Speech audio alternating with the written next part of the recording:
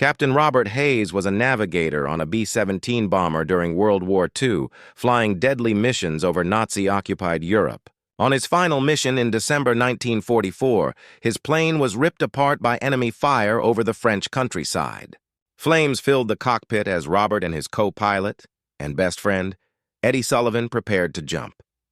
Amid the chaos, Eddie grabbed Robert's arm and shouted over the roar, "If we make it through this war, let's meet at the Eiffel Tower, 50 years from today. Promise me." Robert yelled back, "I promise." And they leapt into the burning sky. Robert survived, but was captured and spent months in a brutal POW camp. When the war ended, he learned the devastating truth. Eddie's parachute had failed. He hadn't made it. Heartbroken, Robert went home, married his sweetheart, raised 3 children, and became a teacher.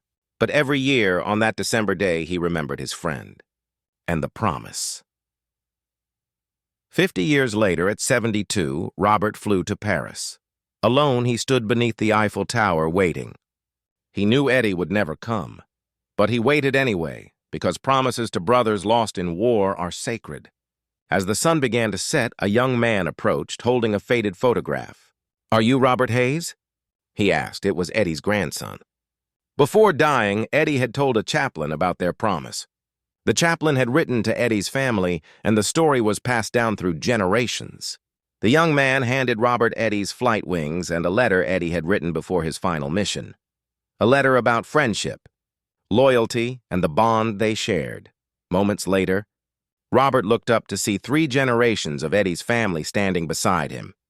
Together, they rode the elevator to the top of the Eiffel Tower as the sun set over Paris, fulfilling a promise 50 years in the making, because some promises never die.